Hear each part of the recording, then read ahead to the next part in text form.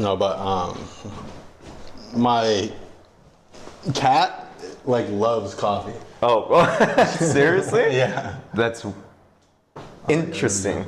Yeah. My cat like I didn't think it is was. addicted to coffee. But like I never let her have any. Yeah. But if I set this down, she's locked up in the back right now. Okay. Not in a bad way. She's cozy. She's not in a bad way. But yeah, like if she was out here and I just set my coffee cup down, she would immediately start licking it and like knock it over. My coffee gets knocked over so much. That's really interesting. I know. I bet it smells amazing because I love the smell of coffee. Me too. Yeah. She has good taste. Yeah. She has good taste. I can only imagine because pets. Animals, some animals, they have heightened sense of smell compared to us. Yeah.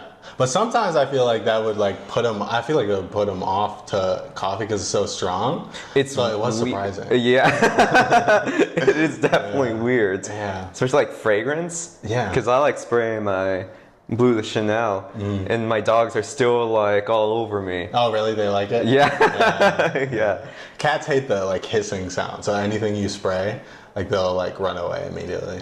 It's interesting. I find cats interesting. Yeah. I think they're intelligent, too intelligent. It's like kind of like, they kind of scare me a little. Yeah, they can open my door. Like if it's unlocked, they can pull that little door stopper thing and like get it open and then open the screen door, like pry it open. It's crazy. That is insane.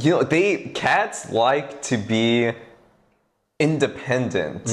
They like my friend and I were talking about this the other day. If a dog runs away, like that's it. They're either gonna get eaten, run over, like whatever. They're gonna die. Yeah. But if a cat runs away, you're never gonna see them again because they're just gonna be frolicking in the freaking trees and nature and everything where they want to be. Having their life. It's insane. Oh man. But yeah, so we got Chris on the podcast. I actually don't know your last name. Just yeah, my last name Martinez. Martinez, I did know that. Yeah. So we got Chris Martinez on the podcast. That's the name of your YouTube channel as well. Yeah, I literally. should have known that. Yeah. My bad. But yeah, you're like the first YouTuber I've had on this show. I mean, this is the 4th episode, but like still. And that's something I've been really looking for because like that's a perspective I really value because that's something I'm doing right now with myself, and I love making videos, and you have such a great eye for just setting up a good shot, and your vlogs are so cinematic, so it's really great to have you on and like to just sort of pick your brain on all the techniques you've been using, and honestly seeing your evolution throughout the years, like going back and watching your older videos to videos now to the footage you just showed me, which is insane. We'll get to that. It's so cool. So let's start from the beginning. Like what initially inspired you to start creating YouTube videos? Oh my God. So I met my group of like best friends when I was working my first job. We were working at the parking lot of Dodger Stadium. We were doing helping out with vaccinations, COVID vaccinations. Yeah. And they sort of just like 2020? Yeah, 2020, 2021. Okay. Yeah, so I was there from September 2020 to June 2021. Okay. Yeah, and basically they sort of just all like walked up to me one day. They're like, "You have a really good like personality. You ever thought of doing stuff like that?" And I was like, "Well, yeah, I always thought it was cool, watching." I grew up like with like the big guys like Logan Paul, Jake Paul, and whatnot. Yeah. Like YouTube was the thing when I was in middle school, high school. So it was always like a little pipe dream of mine. Right. I never thought it would I would actually fully dive in, pursue, buy all this equipment and whatnot. And yet here we are. And to be honest, I wouldn't have even I don't want to say I self-doubted myself, but I just never saw myself, I never thought of myself good enough to be a personality in front of a camera. And so when people started telling me that, like something started going off in my head. It's like, maybe you should try to go for this. And I've always been, I've always liked working with cameras. My mom got me my first camera when I was like, what, 11? Oh, wow. Yeah, like a Canon Rebel. So you'd been shooting for years prior to, like, before you started your YouTube channel? Yeah, something casual, just whatever, like I just point and shoot camera basically. Yeah. But I like film, I like cinema. And the thing I love most about it is the camera work. It's literally what you see. It's what's going on. Every pan, every just whatever, the color grading of the shot, the composition and whatnot. It's literally what you see. And if it's beautiful and if it portrays the story, whatever you're trying to tell, it's powerful. It's a powerful tool. Cinematography is a powerful thing to just know. You can really tell a story with it, or you can just frame something in a way that you see it. Like right now, how would I frame this? I'm always constantly trying to think, and we were just talking about this, you know, the rule of thirds and whatnot. Right. I sort of like see the world like that. Like, how would I frame this? How would I frame that? How would I color grade this in post-production? How do I work with this, with the natural lighting and whatnot? I like working around all the problems. I like just bringing my vision to life. Yeah, and absolutely. Everyone has a vision, and everyone's vision is unique. And I just find beauty in that. And YouTube is amazing because it's free, right? And it's easy, and anyone can do it. You can use your phone, you can use a fancy camera, you can use whatever. And it's low risk too. And it's low risk. I mean, you put it up on the internet, like chances are, no reason not to. It might get seen, it might not. Right. If it gets seen, kudos to you. If it doesn't, we'll just keep trying. Yeah. So you seem to, like you said, gravitate towards things like that fit the rule of thirds. And a lot of architecture does that. It seems like when you travel, a lot of your shots are focused around architecture. So you travel to a lot of European cities, and I love the shots where you're like capturing the steps, and you know, you're in the middle, in between the steps and the sky, and just all the lines converging in on each other. Like it's creates something so beautiful and almost like takes you out of the world in a bit, and like it just places you in this single frame, and it feels like otherworldly in a way, like once you line those lines up correctly. And so what do you think it is about architecture, or are you drawn to architecture at all? Is that something you've been interested in, like outside of just film? Oh, 100%. I love doing my research ahead of time and trying to visit, you know, the world's most beautiful locations. Like some of the most fun I had shooting was literally Paris. I feel like it's everyone's, or every aspiring photographer, videographer, cinematographer's dream to shoot Paris, because they sort of just did the work for you. Everything's symmetrical, everything, a lot of the apartment buildings look the same. And so all you have to do is really just go out there and just point and shoot. Going back to like the thing I said, it's like what you see with your eyes, you try to translate it to the best of your ability with the camera. And it's not only what you see with your eyes, it's you have to play around with the type of focal length you're going to be shooting at, your aperture, the shutter speed. Do you want motion blur in your shots? Like for example, if you're shooting across the street and having cars pass by. I'm not an architecture connoisseur, but I mean, it's really basic for me. If it's a cool looking building, I'm going to like and appreciate it.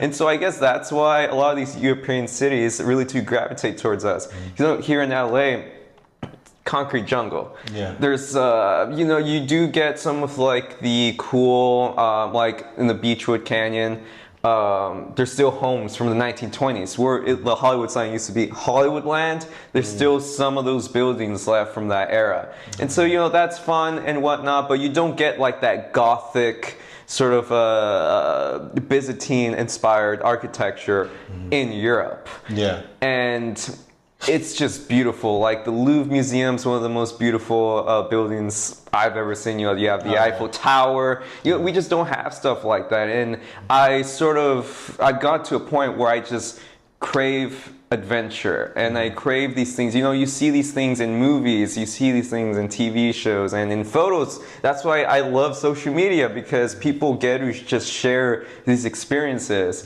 And sure, you're on the other side, you're like, damn, I wish I was there and not at work. Yeah. But once you're able to get out there, it's like a dream come true. Yeah. And there's still a lot of places in the world that I want to visit. A lot of cool buildings, a lot of cool landmarks. For example, maybe why am I blanking on it? The Taj Mahal, in India. Great Pyramid of Giza, all this stuff. I have a lot of places in the world that I want to go see. Yeah. But so little time. I know. So too many places. But my goal is to go to as many of these places as I can. And so far, so good. Yeah. I mean, you've been to some pretty cool places, and you go to Venice a lot. Yeah. So has it been 3 times now total that you've been? Yeah, these past 3 summers I've been in Venice, so 3 years in a row.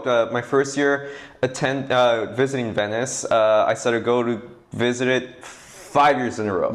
So we're more than halfway there, which is crazy, because I just felt I went for the first time a year ago. Yeah. And yet we're here. Yeah. So what made you go for the first time? Was it the film festival that initially inspired you?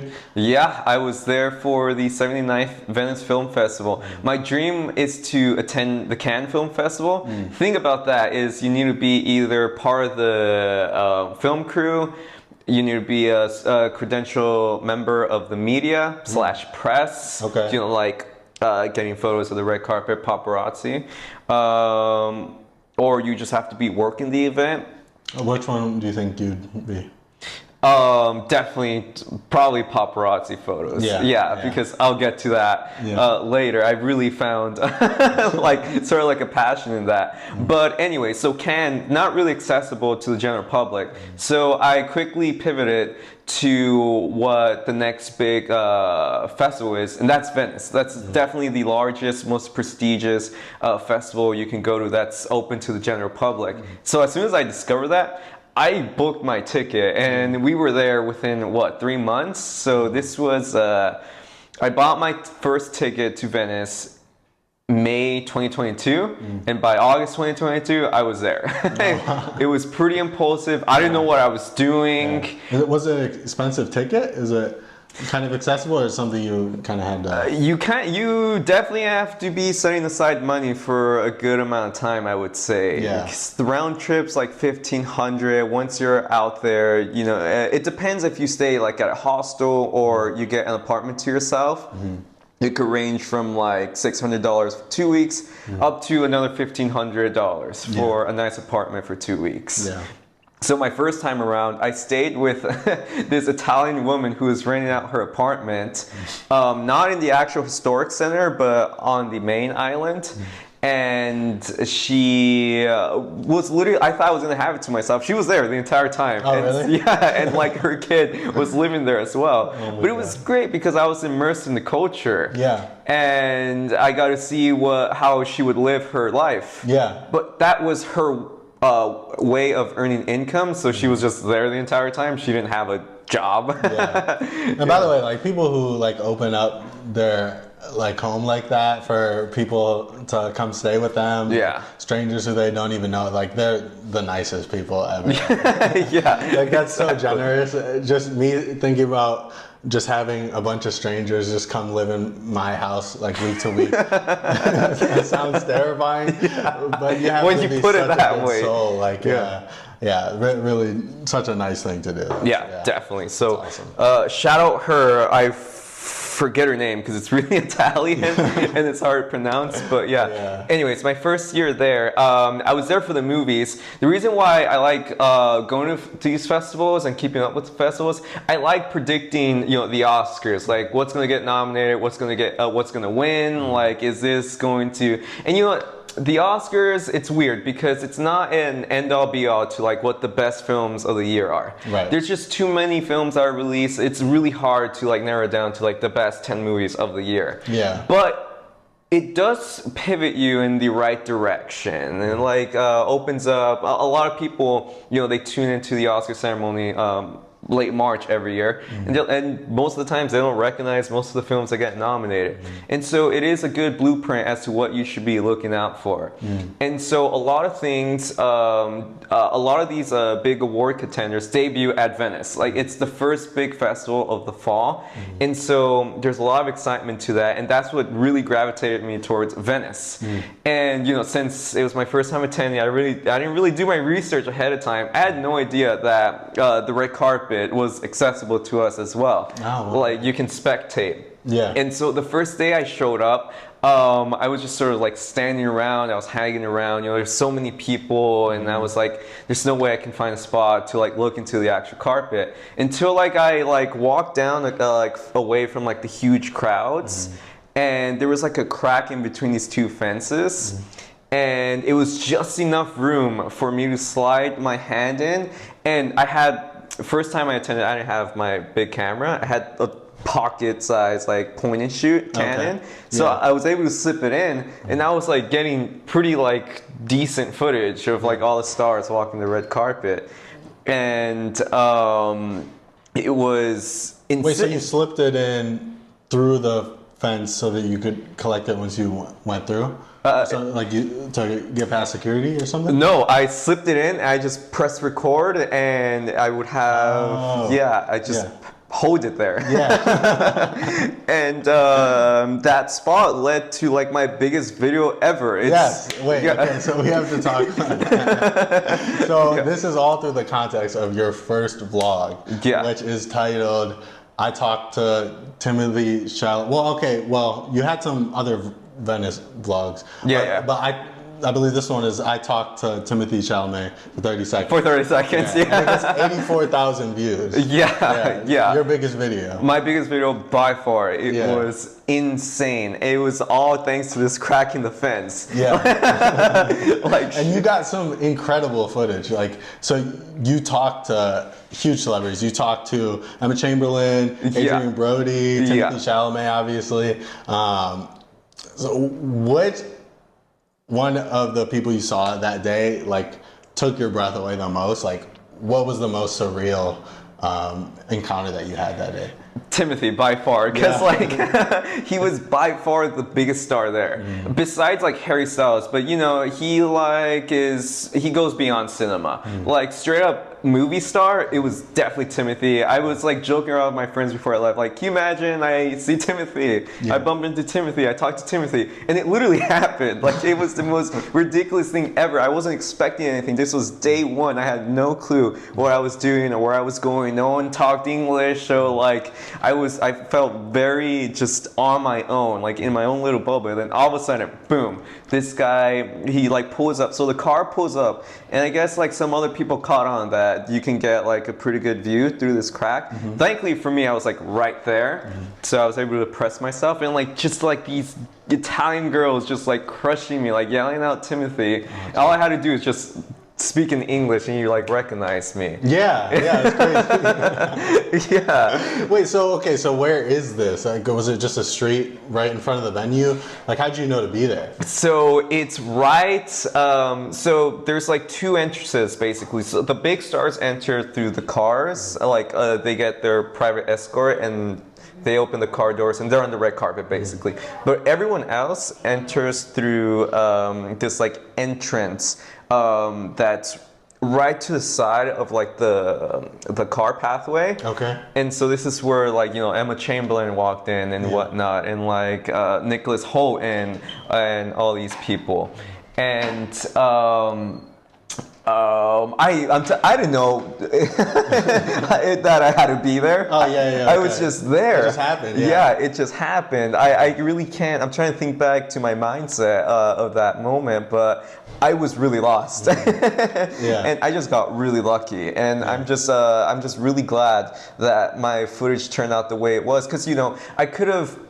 It could have been, I could have met them, and I could have been shooting an iPhone. But I think the reason why it was so successful is because you really got to see them like front and it's center. So clear. Like, it's like clear, crisp. 4K. Yeah. Yeah, and without that, I mean, I don't think it would have done the numbers it did. Yeah. And so, it sort of just reminds you how a lot of things is like being lucky, being at the right place, right time. But you also you can have all those things go in your favor, but you also have to have I don't want to say you have to have the talent, but you have to do something with that opportunity. Yeah. Okay. So speak to that, because it's very difficult for most people to just film somebody, especially like a celebrity, to put the camera in their face and just film the moment. Like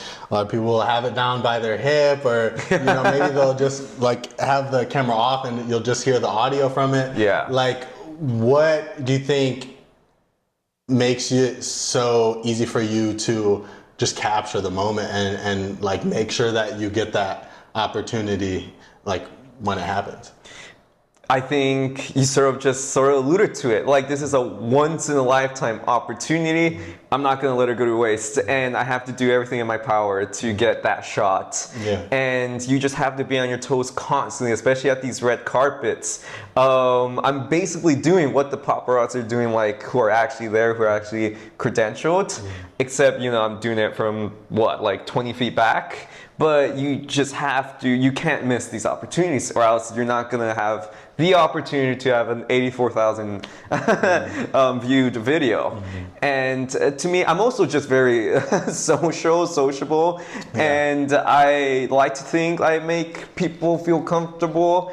And so I just get lost in myself, and so I to be honest with you, I really don't notice when I'm holding the camera up with up to someone, because I'm just so in the moment. It's like, oh my god, this is so cool. I'm talking to Timothy, I'm talking to Adrian, I'm talking to whatnot.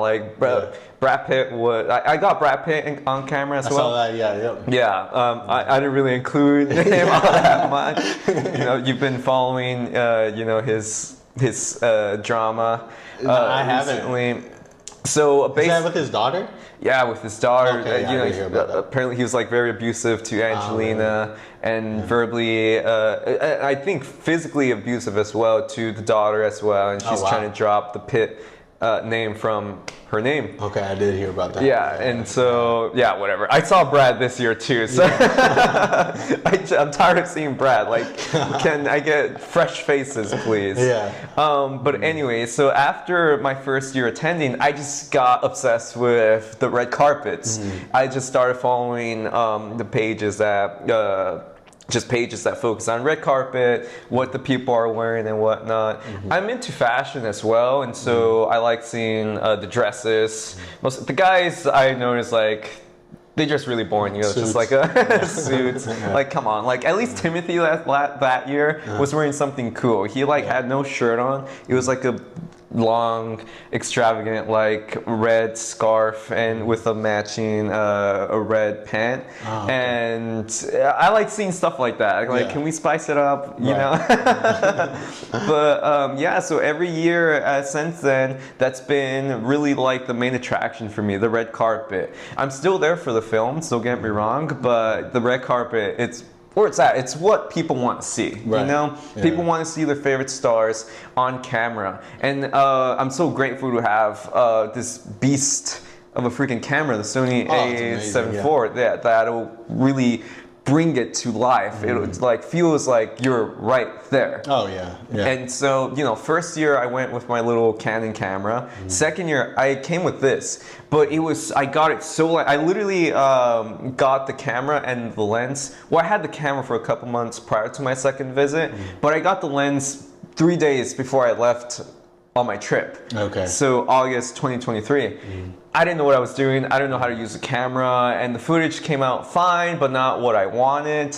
And so this year around, I came back knowing how to use the camera, came back with a longer lens as well, and I was able to get some pretty incredible shots of people's favorite stars. Very incredible. You were showing me those shots, and not only the shots, you were showing me some more like cinematic shots that you took, and you captured some phenomenal shots. And there's one shot where you showed me where it's a drone shot, and could you tell me the story you told me about how you got that shot? Because it's crazy. Like I'll let you tell. I'll let you tell. Yeah. So drone story. Let's see. So I got my drone maybe this past December. So I haven't had it all that long. I haven't been really using it all that long because I got my drone 3 weeks into owning the drone. I broke it, and so I had to get it fixed. That took like 3 weeks or whatnot. And so you know, I've been playing around with it every now and then here in LA.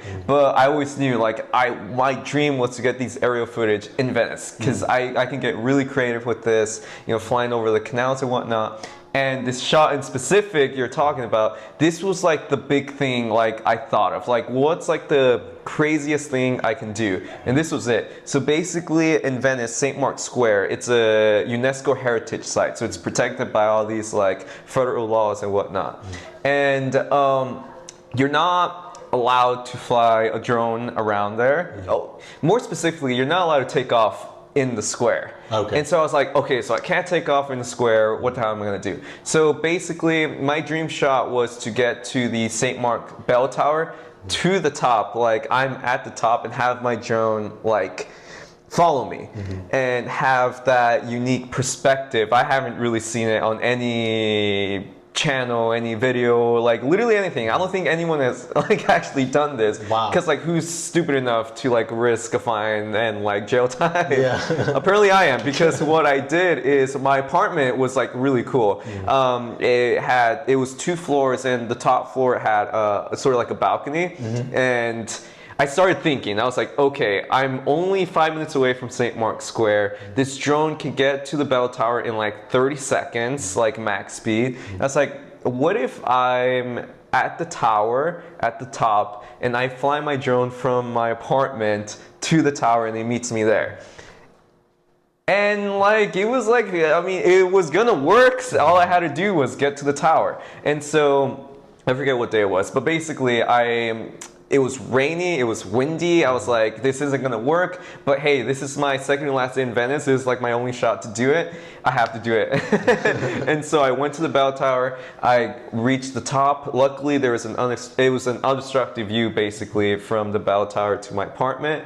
And my RC connected to the drone, no problem. And we were in business. My drone met me within 30 seconds. Wow. Yeah, super fast. Like this drone's super intuitive, super powerful. So what's the range on it?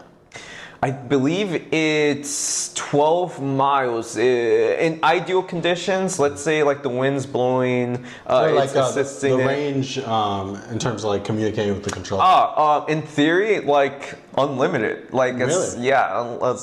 It's like a satellite or like? Yeah, it's like the actual remote has made like antennas built into it, but the new DJI-4, the drone that I have, the new control, has exterior antennas as well, so you can really maximize your range. Jeez. Yeah, and so I was only like a mile away, so it wasn't like that, like the last. Still, that's so cool. Yeah, and so yeah, I flew the drone, and I was like, okay, I for sure wanted to like push into me, so you could reveal me in the tower, and so I did that, and I was like, you know what, let me I also like want to orbit the tower. And so I started orbiting the tower, and as you saw, I had no idea I caught this on camera until I came back home like 2 weeks after I actually shot this footage. And I was reviewing this stuff. Like, I got freaking lightning bolts just like everywhere in the background. Yeah. And it looks really, Venice is really gothic. It was inspired by the Byzantines back, almost 2,000 years ago. And so that paired with lightning, and it was like a cloudy day. Yeah. It literally looked like something out of a horror movie. It looked like Nosferatu, the movie. Oh my God, yeah. And and so I orbited a couple times. I orbited the tower a couple times. And then since it was raining, I knew this was a risk. I took the risk. It started. There was some liquid seeping into the drone. My battery started draining, and so I had to fly back and to my apartment. And thank God I kept recording, because it was actually kind of cool seeing its last journey back home. And that was it. And you crashed. And I crashed it. Because so was it the water damage that did it, or was it the crash? It was a little bit of both, because the water damage obviously fries whatever is in there. The crash throws the camera off, and so you need to recalibrate it. And so I don't know, good luck to DJI. I really messed my drone up. I hope it was expensive. All this stuff, like I work, like it's not an overnight thing. Like you need to save up for quite a bit, and so it is heartbreaking when you lose some equipment. But luckily, it was worth it. It was, sure. It was so worth it. I really don't feel bad about it. So it's like really a trooper. But yeah, I mean, every year I go back. The first year I went with a point and shoot camera. Next year I went with my camera, and then the year after that I came in with my drone and actually knowing how to use my camera. Like every year I just try to improve. And there's a lot of things to improve on, like whether it be actually using your camera, learning lighting, learning just like on the editing software, learning new editing tricks. I still need to master color grading, stuff like this, working with audio. I now have an audio recorder. I do have a vision for what my videos want to be, and I do want to lean more on the cinematic side of it. And it takes time and effort and knowledge and skill, and so there's always something to improve on. And I'm still far away from where I want to be, but I think I'm on the right track. Absolutely. You talked in your first vlog about like how much you love Emma Chamberlain as a creator. And could you speak to like any like inspiration that you've gotten from her, if any? And like did you watch her a lot growing up? Or high school, I guess. She was huge high school, like my last year of high school, I really remember.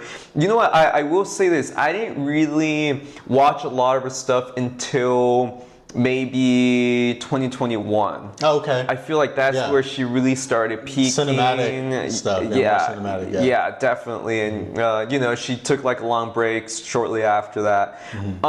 Really, she inspired me. The way she inspired me, really just making, she's very comfortable in front of the camera, and she's like herself in front of the camera. Whether she's like faking it or not, that's up to you to decide. It comes off really natural, and it just really inspired me to just turn on the camera and just like start saying stuff. Like she really just says whatever is on her mind. And a lot of people, they write their script, they try to be perfect, they try to like not come off as goofy or whatnot. She doesn't care about that. And I really don't care about that either, like in my real personal life. And so it's really awesome seeing someone that big just being herself.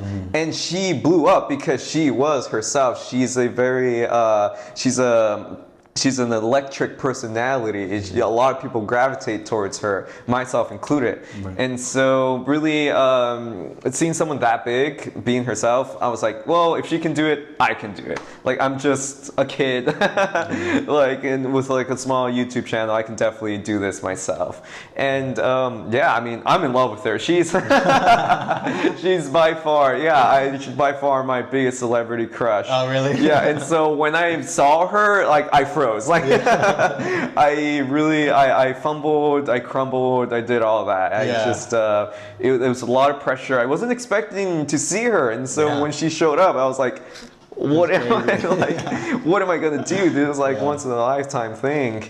So yeah, like Emma Chamberlain, she always had a special place in my heart. Yeah. She really just, like, it sort of just gave me the green light to just turn on my camera and say whatever I want to say. Yeah. That's awesome. Yeah, and how do you see like your content?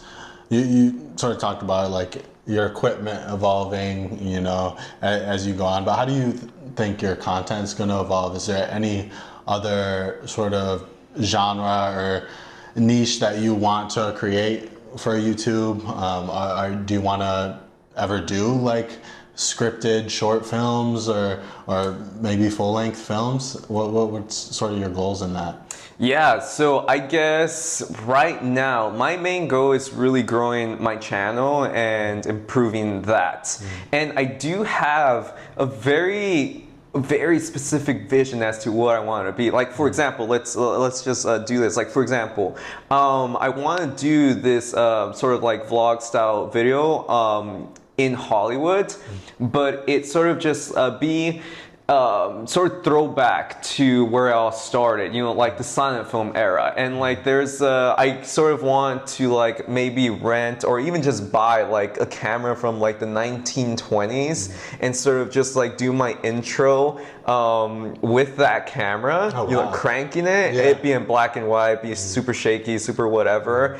And me playing like a guy like from the 1920s, you know, I dress like it, and then like it'd be like sort of like, oh my god, I'm finally in Hollywood, it's like my dream. And then like I go into Hollywood Boulevard. You live here, you know how Hollywood Boulevard is. Yeah. It's like not as glamorous as people want to say. And so once I get my first glance at the real Hollywood, now I'm like I am like broken out of time, like I'm a man out of time, you know, this guy from the 1920s.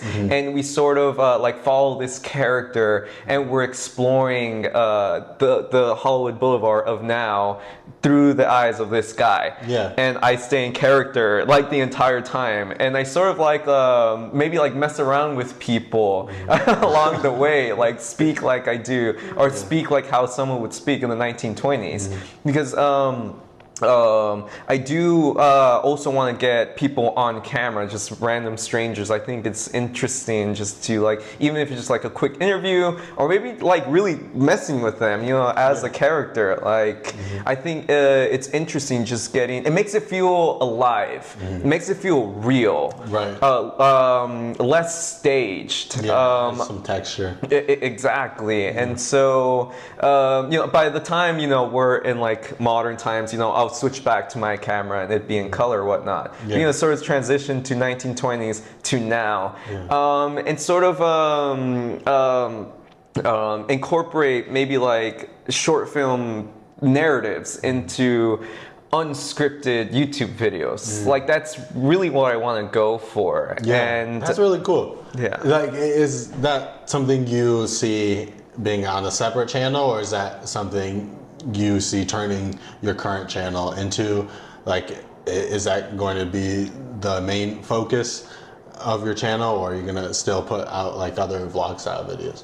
I kind of want to pivot to that, really, and try my best to sort of keep this vlog style. And you know what? I feel like this past trip, it's already started to happen, because I don't think I've had like a hand, you know, like shot like this my entire trip this time around. It's all been tripod. Yeah. And it's been vlog style, vlog-ish, in the sense that it's unscripted.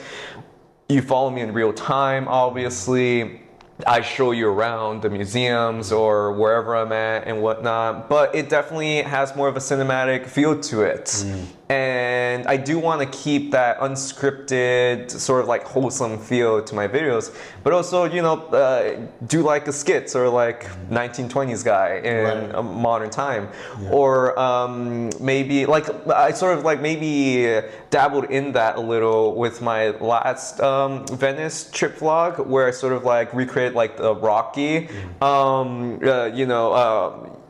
montage where he runs up the steps in Philly. Yeah. But I ran up to Griffith Park, That's like up to the Hollywood sign. right? Yeah. I flew out of Philly. Yeah. And so, stuff like that. Nothing too crazy. Like another thing I have in mind, like maybe rent like a convertible like car, like a bird from the 50s or 60s, and sort of like be a beach boy, because we're here, we're at the beach, and just be in that character the entire time, something like that. And so I just want to get really creative with it. I have a lot of ideas, on notes. You should see my YouTube video idea note thing. Like, it's long, it's so long.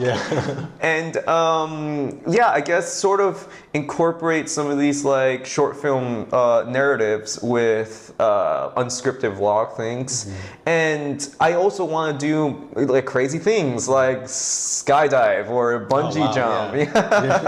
But like with this camera, having it through that perspective. My goal... Skydiving with this camera? I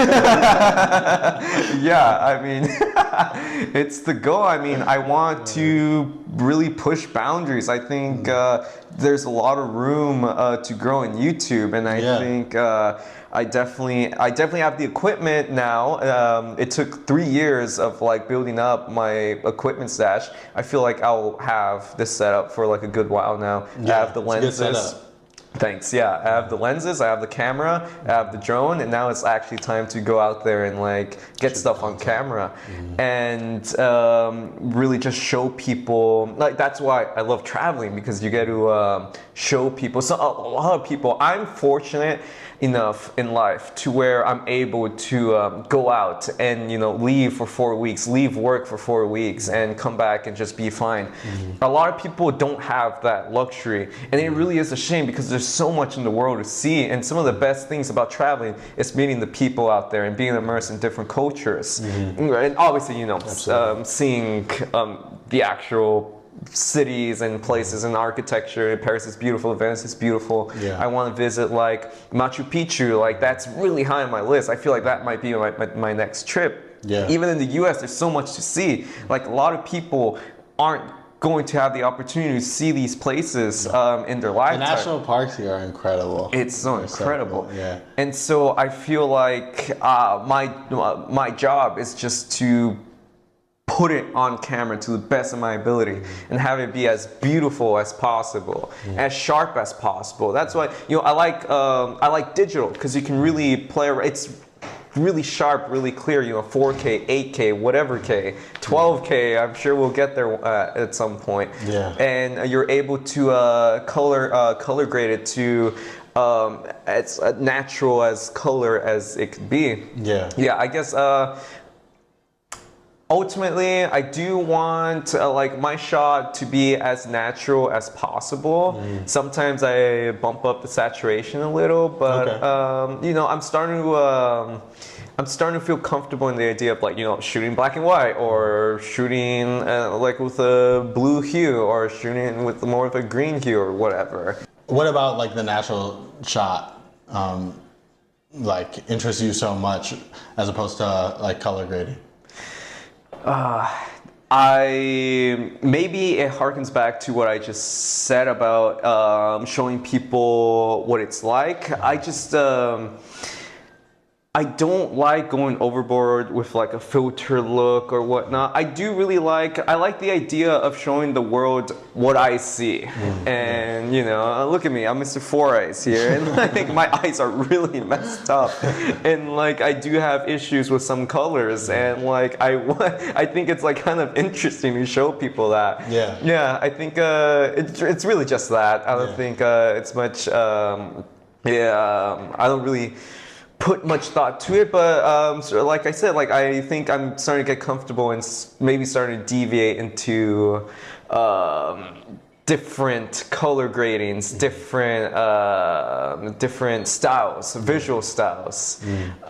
We'll see. There's just so much I want to play around with. I really do get inspired by my favorite movies. Like some of like there's a specific shot I showed you, like where I'm like. I left my camera way back and I walked down this corridor and like these like grand art pieces. Like I forget what movie it's from, but like I do remember shots in film. So even if like a movie is bad, I still come out. I still take something out of that movie. Like for example, like what my favorite shot was from that movie, and I remember it, and I would like to recreate some of my favorite shots, like with my camera. We'll just look at that one. So the noise cancellation's good, but it's not that good. No, definitely. It doesn't help that they're bumping music.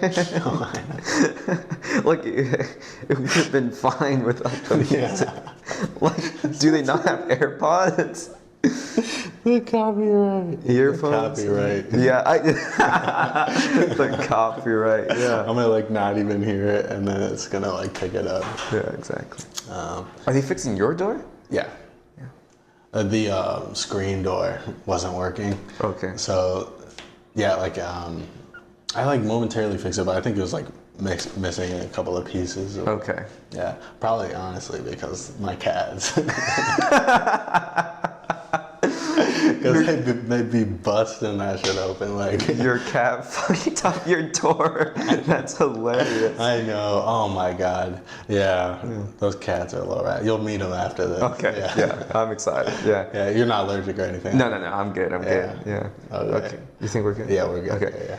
But anyway, so I watch my favorite movies and I pick up on whatever my favorite shot is in that movie. Yeah. And I want to recreate it in real life with my camera. I think it's super cool. Yeah. Like my another dream city of mine is shooting New York, and there are a lot of iconic shots. That are from New York. All these iconic movies. Right. And so. Have you been? No, I've never been actually. Okay, yeah. That's a good I really want. That's also really high on my list. If I were to go to New York, I have to go for like a month. Yeah. Because it's much more than just like getting on camera. I actually want to experience and live in the city. I mean, living in the city, you're gonna find so much cooler shots than just like the big ones you could research before you go there. Yeah. I think that's with any place. Like, just being there, you pick up on so many more things. Oh my God! Yes. People would like not even need to mention like online. 100%. Yeah, because it's time consuming. I felt rushed. Right. Like, don't get me wrong. I enjoyed my time this time around, but I felt rushed. You know, having to set up my tripod, having to get the right white balance, and all that stuff. Making sure my mic's picking up the right audio. Making sure it's not clipping or whatnot. The more equipment you have, the more time-consuming creation becomes. But it's also like so cool because you have so much more control over like all the sensory aspects of it. Oh my God! Awesome. Yeah, definitely. Like audio used to be a huge issue for me, especially last year. I don't know what it was. And so that's why I was like, all right, I'm done with this. I need an audio recorder. I need the mic really up close. Because I used to just shotgun my mic onto the camera. And, I couldn't walk, 10 feet away from the camera, 50, 100 feet from the camera if it's not going to pick up audio. Yeah. And so I had to buy the audio recorder and hook it up. I hooked my mic up to the audio recorder. You see, I'm just trying to figure out ways to make my life easier. Yeah. And with that comes more equipment. Really heavy. I was carrying around like 30 pounds. Yeah, what's it like traveling with all that? Like getting that through. I do not recommend it. It's so. Do they stop you every time? It's like in a lot of these places you're not allowed walking with your tripod, and so you really have to like make sure. I learned this hard way. You need to like research like if you're allowed to bring a tripod into whatever museum or building. Yeah. Because you might be shit out of luck. Yeah. Because if you go to the place and you brought all the equipment, then you got to walk back. Yeah. No. It's the worst. I've been there. I never want to experience it ever again. Like my second trip, or I think it was literally my second trip to Venice. I had like the tripod I have now, like this huge, heavy, like metal one. I was like walking into the opera house in Venice. They're like, nope. Can't have it. I was like, what? Seriously? And so I had to like walk back outside. I was like, and this time around, I wasn't staying in the historic center. I was staying in the mainland. So I was like, I was not gonna go like an hour back onto the mainland. So I just left it in the bush. I left it in the bush and like prayed, and I walked inside and then came back outside. Fingers crossed, it was still there. Oh, thank God! If that was LA, it'd be gone. 100%. Yeah. You never know. Like people might be living in the bushes. Honestly, they just grab it. Yeah, exactly. It's tough. I do not recommend. And okay, I'm already thinking for next time. I was carrying a lot of stuff in the backpack. I'm not doing that next time. I'm like gonna buy a bag that rows, and so that will alleviate some pain for me. And I'll still have all the equipment, but hopefully I'm a little more mobile. Right. That's something that I was missing this time around. I was getting really tired really fast because I vividly remember, because it's only like 2 years ago, like before this year obviously, I was able to walk for like 10, 11 miles, no problem, no issue, because I was packing lighter. This time around, I get tired within like the first 20 minutes. Like it was bad. Jeez, and is the drone heavy at all or no? The drone's actually kind of light. Okay, that's good. Yeah, well, I guess it has to fly. It's powerful. Like if we set it off right now, it'd be like the currents would like be moving and everything. Oh, really? Yeah. It's crazy. And we'll see what's next. I think I'll be in Italy next year. That's always like 2 more years. Next year. Oh, next year's the 5th? Oh yeah. No. Next year 4th, then the year after that 5th. Yeah. So I'm gonna be there for the next 2 years, but I do want to start doing more stuff. Maybe some stuff like in the U.S. or like I was saying, because you can fly to Chicago. It's only like 3 hours, and like Chicago, I'm telling you, is like so cool. Yeah. The architecture there is really cool. Nice. I want to see the bean. The bean. But like as a city, in terms of the skyline, like it's one of the most picturesque skylines I've ever seen. Like everything just fits perfectly, and it's just so pleasing to the eye. It's a really cool skyline. Yeah, I've seen it in movies. Movies. I feel like you can't beat our skyline though. LA is so cinematic. That's why it is super sad. I love LA. Yeah. Like I really do it. In terms of my favorite cities, I'd say in the US, it goes LA, New York. LA, then Chicago, then New York. Wow. Yeah. That's rare, because everyone loves to shit on LA. Me personally, I don't get it. Granted, I was born and raised here, so it is home. Yeah, okay. And it is a thing, home is always going to be home. Yeah. But man, it's just so beautiful. You have you have Griffith Park, you can walk around, the observatory, Hollywood sign. That's where you get the best views of the city. You have the beaches, Malibu. Yeah. It's like there's so much stuff that you can do. Food, we have the best food. Oh, the food, oh my God. That's my favorite thing. Anytime I travel, and that's like one of the main reasons I moved here. Yeah. The main reason. I come for the food. Yeah. You don't hear that so often. Oh my God, yeah. I love it here. But I never understood like the LA hate so much. Like I get it. There's a lot of homeless people, but now there's a lot of homeless people everywhere. Yeah, and definitely.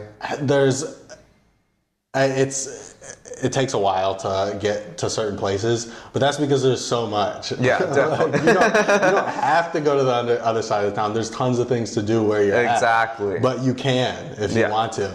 And there's nothing like it in terms of what it offers creatively.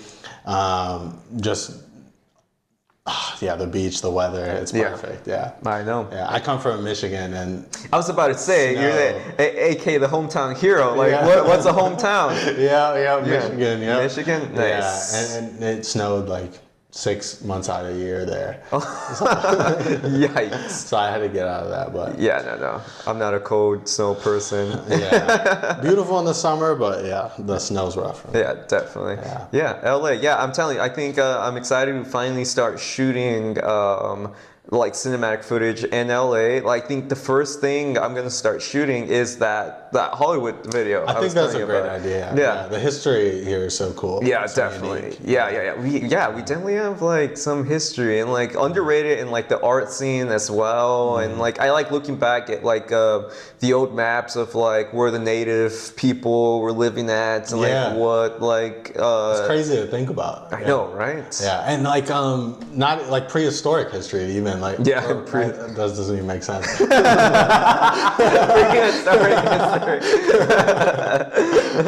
I get what you're trying to say. We all get what you're trying to say. Yeah. But we have like the biggest deposit of Ice Age fossils in the entire world. Yeah, I know. With the La Brea tar pits. It's so cool. Yeah. Yeah. It's insane. Yeah. Yeah, and we'll see where my journey leads me. I think the future's bright.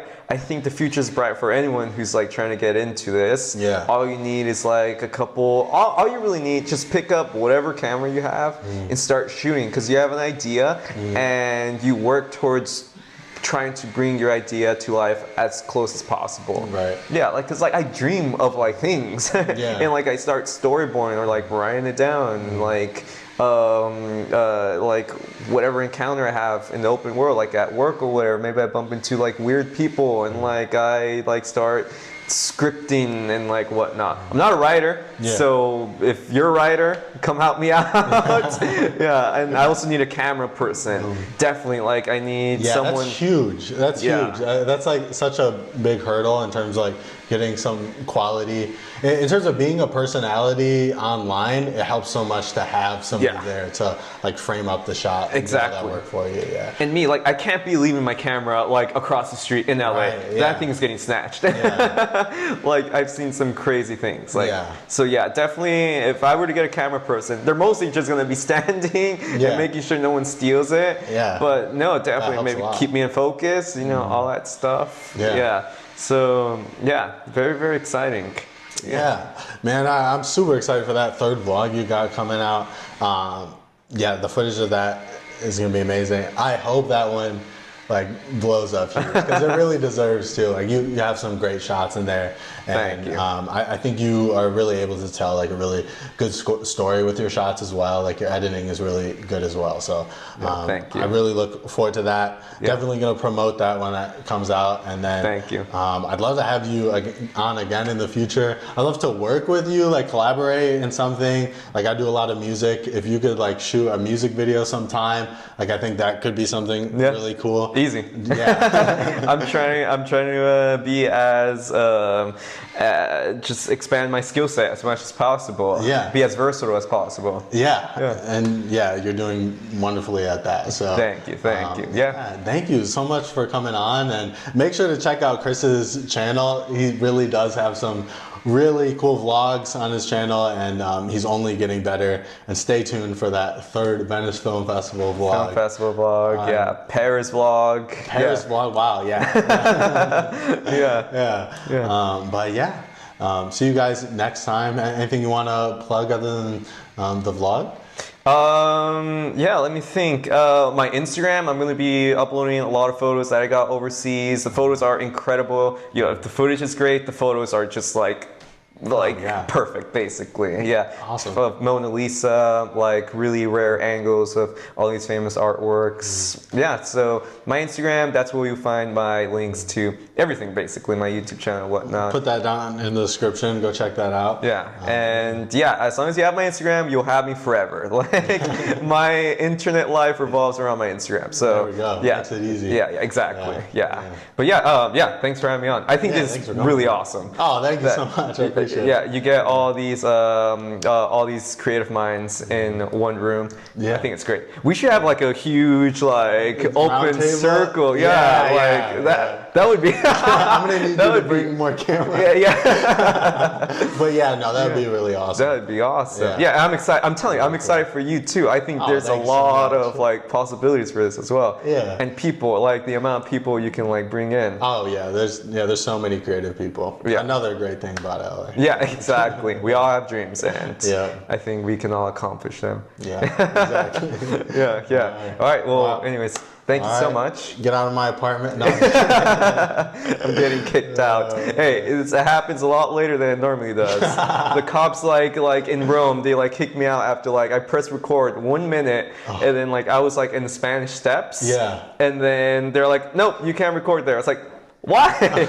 Like no one's gonna trip Makes over. no sense. Yeah. But yeah. Hey, but you know, haters make us famous, right? So. Exactly. It makes a story. Yeah, exactly. All right, guys. See you next time.